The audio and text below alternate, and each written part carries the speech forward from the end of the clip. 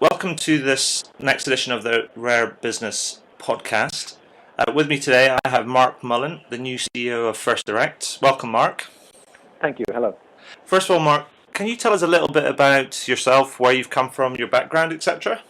Yeah, of course. Listen, I'm a 43-year-old Irishman, and I'm currently living in Yorkshire. I'm married with 3 kids. I've spent my career, having graduated, from university in Dublin as an historian in the financial services sector. So I've worked in business to business. I've worked in specialist leasing and consumer finance, and then I've worked in mainstream banking. I've worked in the Middle East and I've worked in the UK. And I've spent, probably the largest part of my career in marketing. This is the first sort of, if you like, business leadership or CEO-ship role that I've had. And I've literally just started it, so about 6 weeks ago. So a little bit full up on that right now. Yeah, pretty much full on and up to my eyeballs in stuff. Excellent. Tell us a little bit about First Direct. I know it's been around for 22 years, but what do you think that it is that makes you different about what you do?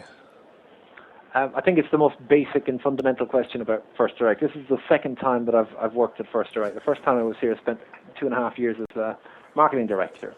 The truth of First Direct is that the customer actually is the be-all and end-all of this business. The customer is the most important person in the room, on the phone, in the mail, on the email.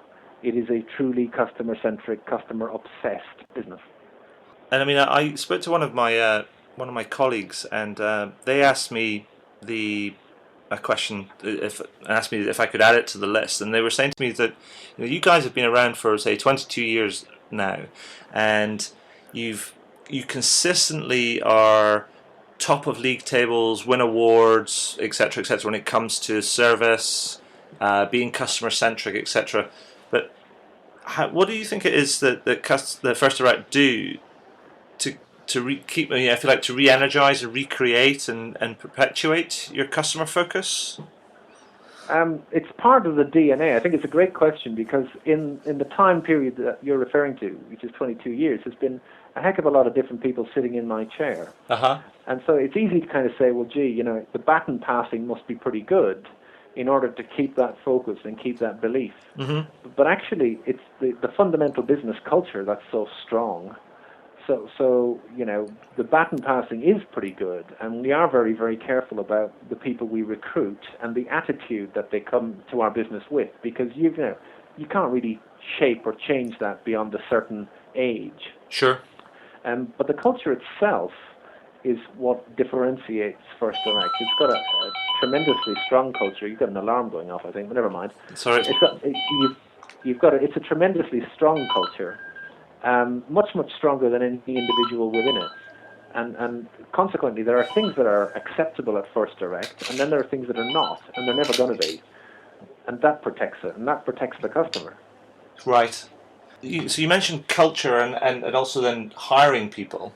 Can you explain to me a bit more about sort of First Direct's culture is? Is it a succinct thing? Is it a set of values? What is that? What best describes it? I'll tell you what it is. The distillation, the essence of First Direct, we describe as expect respect. Respect sits right at the heart of our brand. Respect for each other, respect for our customers, respect for our investors. It informs all of our attitudes. So I can give you a whole bunch of words if you like, but frankly, respect is probably the one most important word that works here and applies here. Okay. Using that as your sort of, if you like, the benchmark of what you do. How does that manifest itself in terms of the people that you hire? How do you sort of test that, as it were, or can you not test that? No, we do. We've got a very exhaustive hiring and a very exacting hiring process, and we've managed to preserve those standards in the long term. Mm-hmm. We've got a very intensive and frankly long. It's almost a 2-month acclimatization process for anyone who comes into this business. So it's not just a question of bringing people in, putting them on the phones, or putting them into a process. We used to say, and I think it's true, that we hire for character. Right.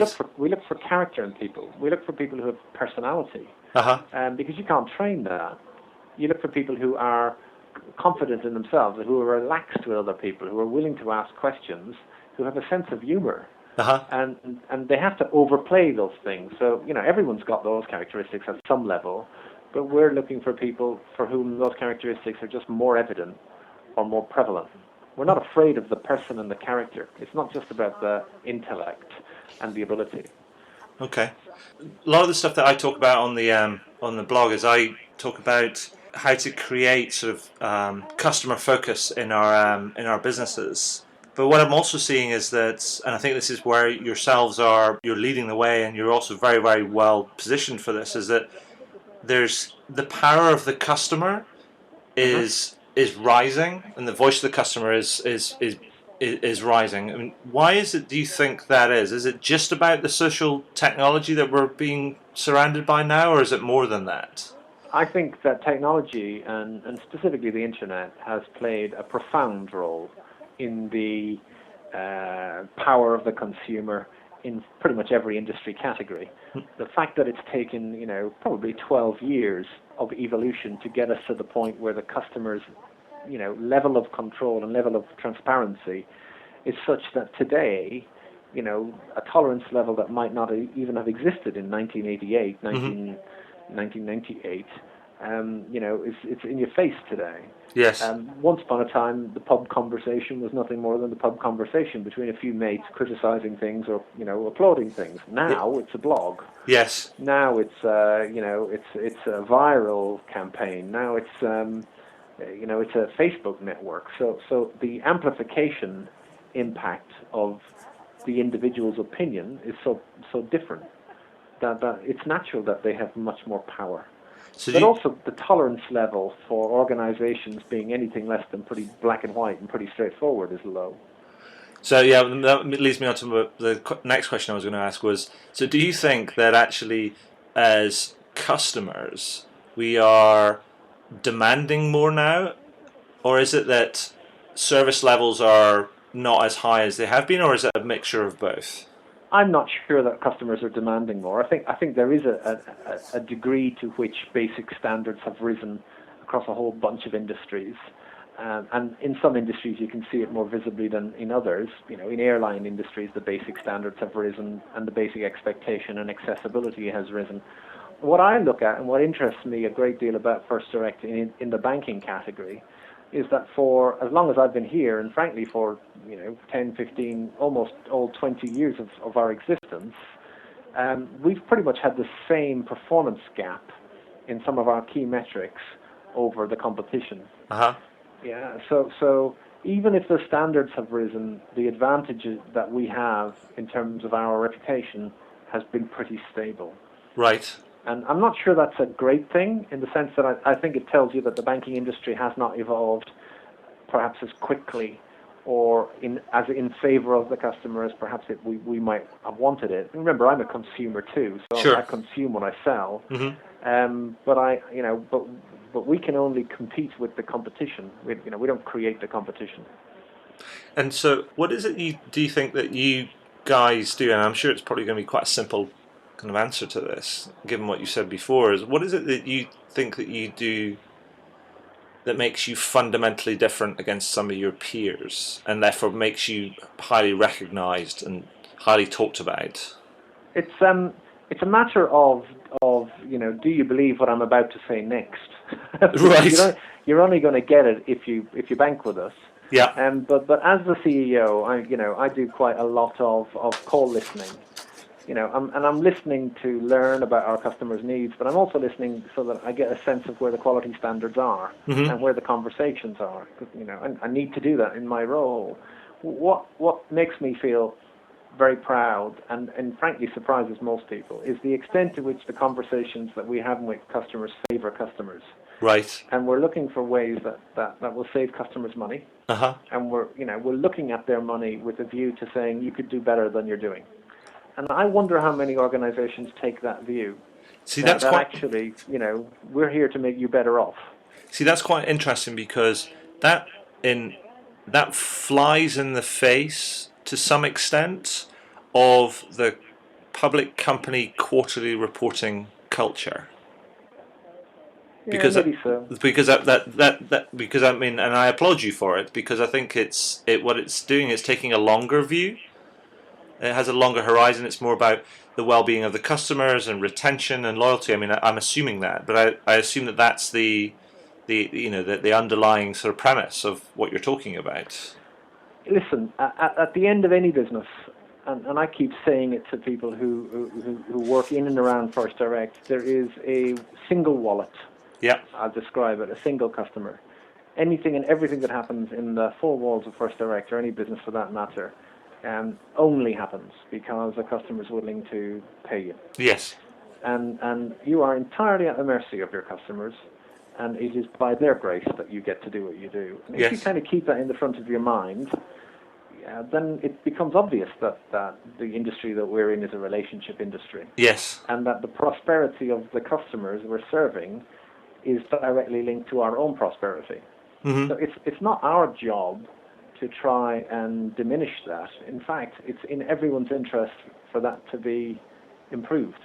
I guess in a way is that come back to the very basic sort of level of, if you're serving somebody, then to serve somebody should be seen as a privilege in a way, because as you say, it's their money, and they have the choice, and nobody has a monopoly position, and therefore for somebody to be or want to become your customer, then that becomes almost an honor or a privilege in a way, and it's not to diminish that and disrespect that in any way at all. Oh, it's absolutely that, and it's certainly to respect the fact that the customer is ultimately the one who chooses where their money goes. Yeah. And you make a really interesting point about the sort of, if you like, principles of service. It's not about being servile. No. But it's about taking a great deal of pride in serving, and that means that you don't see what we do as, a stop off on our glittering careers. We're here to serve customers. That's the point. Yes. That's not that's not a temporary situation. That is the philosophy of the place. Yes. And I can claim it as much as anyone who listens to this blog will want to hear it or believe it. You've got to try it for yourself in order to see whether what I'm saying is true. Oh, indeed.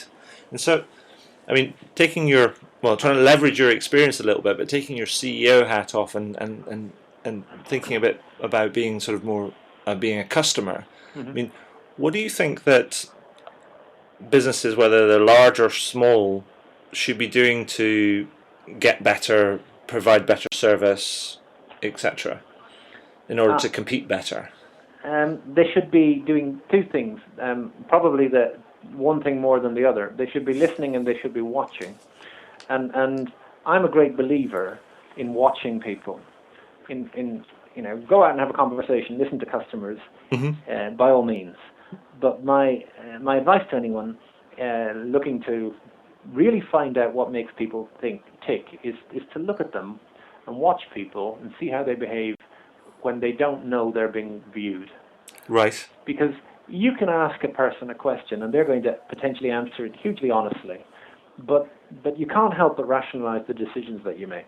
Mm-hmm. And all of us are the same in that regard. Mm-hmm. And so if you want to really get the truth of how people behave and why they behave in a particular way, sometimes you ask them, but then you cross-validate that with what you see. And people watching, especially as a marketer, which is where I spent a lot of my career, Mm-hmm. is a tremendous way of building customer insight in terms of how people actually use products and how people actually consume services, as opposed to how you design them or how you think they do. So I would advise, do all the watching you can. That's quite interesting, because when people talk about implementing customer feedback and voice of the customer programs, there's a lot of listening that gets bandied around, but not a lot of watching. Yeah, well, it's a particular challenge when it comes to a direct bank.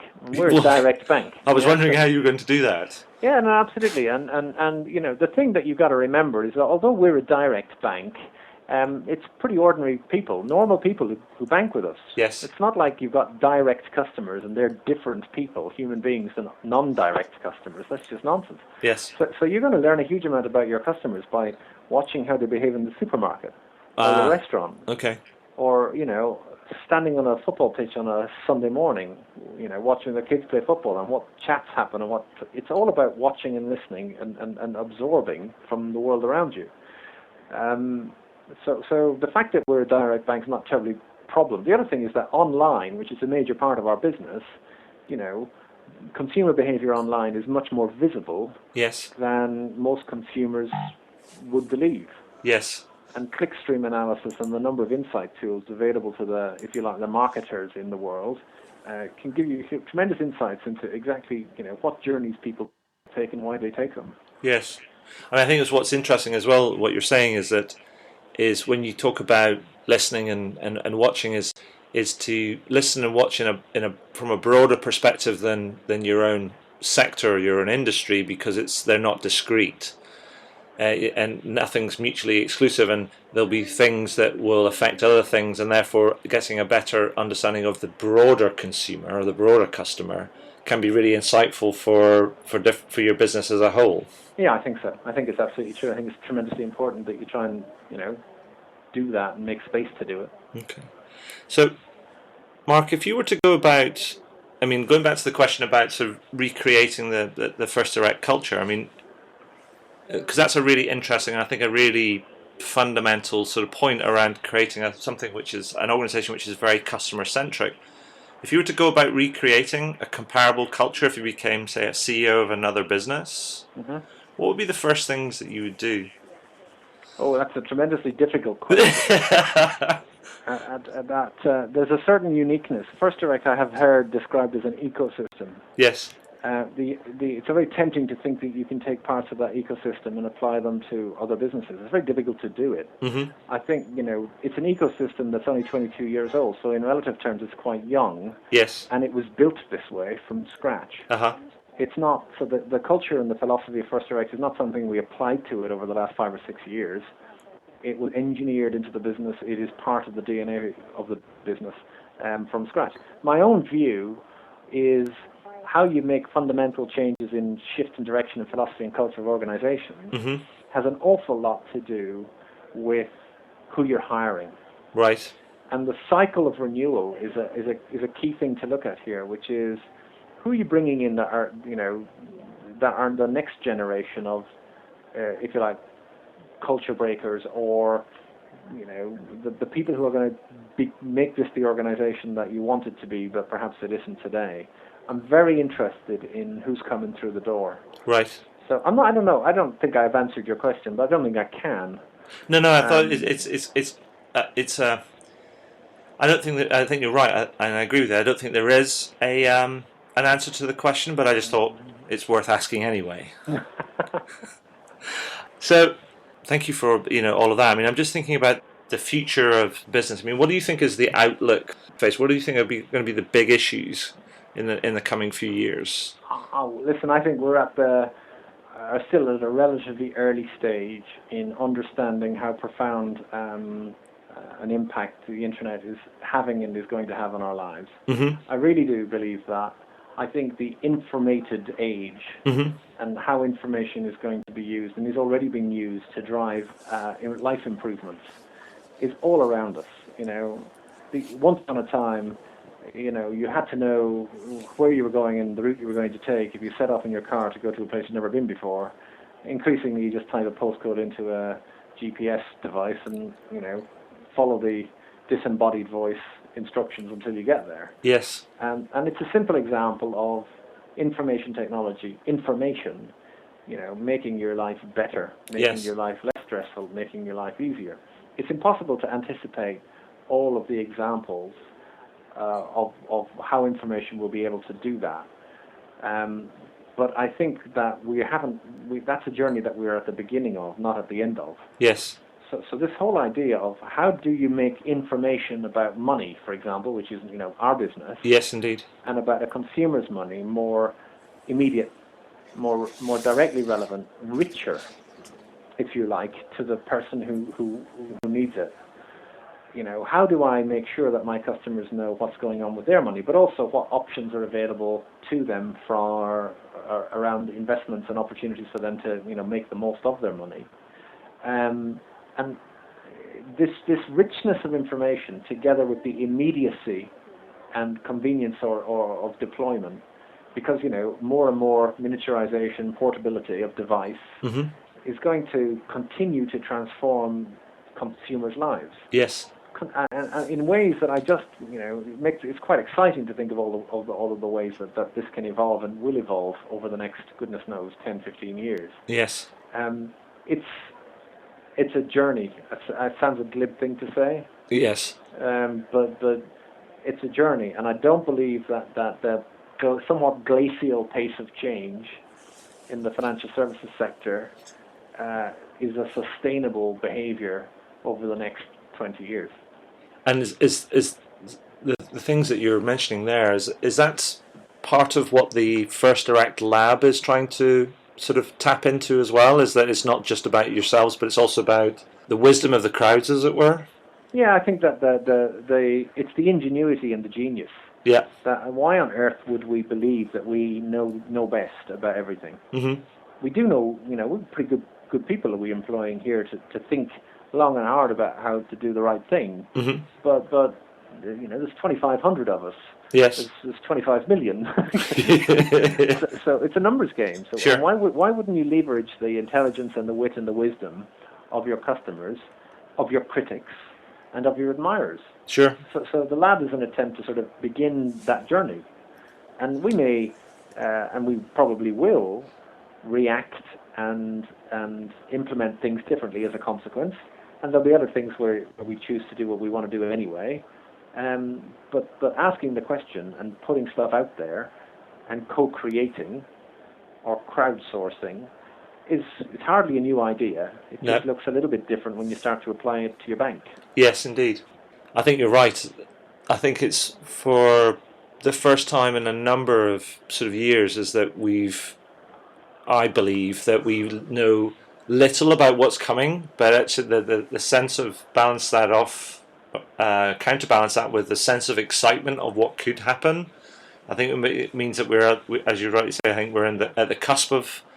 If you stand back from things, and I mean a long way back, then there are certain macro trends that I would observe. Yeah. Generally, and this is a big statement, but I think things are getting smaller. If you think about the global trend towards miniaturization, then you can see it manifest itself in all sorts of bizarre and different ways. So even though the size of your TV screen's got bigger, the width or depth of your TV screen has gotten shallower. Yes. The weight of your TV has gotten lighter. The portable music player has gotten to the point where, frankly, it's tiny. Yeah. The telephone has can get smaller and smaller and smaller. And that therefore creates a whole sense of personalization and portability. Yes. At the moment we think about it in terms of mobile device, iPad, iPod, but I think it's got more generations of change to go through. Yes. And there's an intimacy that allows that is not possible, or certainly wasn't possible 20 or 30 years ago. I think a whole range of technologies have gotten much more accessible and much cheaper. So it is possible to spot trends, but it's probably not possible to spot the exact example of where the next manifestation of small, pops up. I mean, you said small, and then you said intimacy, and one of the things I would add on to that would be simplicity. True. And I think it's those combination of things and what we can do with those three things that will define the next level, or something else completely different will arrive, and we'll all be shocked. Listen, you've got to be. It's a great point, and we try not to lose sight of the fact that we're very interested in banking. It's our job to be interested in banking. Our customers are not interested in banking. Right? They're interested in money. There's a big difference between the two. Yes. And so it's important as a business to understand where the limits of your customers' interests are. Because otherwise you can get lost in your own lunchtime. Yeah, indeed. Yeah, and we're a bank, and that's what you want us to be. You want us to be a good bank, you want us to be a decent bank. But let's not delude ourselves that you want to be, tremendously engaged and interested in banking. It's a bit like saying you want to be tremendously engaged and interested in electricity. I don't think you do. You want it to work. You want it to be efficient. You want it to be effective. You want it to be reliable. You want it to be empathetic. Yeah, you want it to be easy and simple, to your point. Yeah. But you don't really you don't need to know how it works. No. I'm quite proud of the fact that I don't know how my car works. I'm just quite happy that it does. Yes, indeed. Mark, in the interest of time, I've just said this would be about 20 minutes, but we've now gone up to about 27, so I thought I'd just wrap it up. But that's been fantastic. Thank you for that. Not at all. Well, I have one final question that I always ask everybody that I interview on the blog, and that is there something that you would like to shamelessly plug? Oh, listen, I have no hesitation in saying I'll plug First Direct. I happen to believe in it. I love it. I love working here. I'm very proud of working here. And too few people bank with us. You know, it's the best bank in the UK. There you go. There's a brilliant shameless plug. Well, thank you for that, and that brings us to the end of our podcast. Thank you again, Mark, and best of luck on your tenure as CEO. Thank you. And well, we look forward to tracking your progress and successes in the future. Take care. Thanks. Thanks.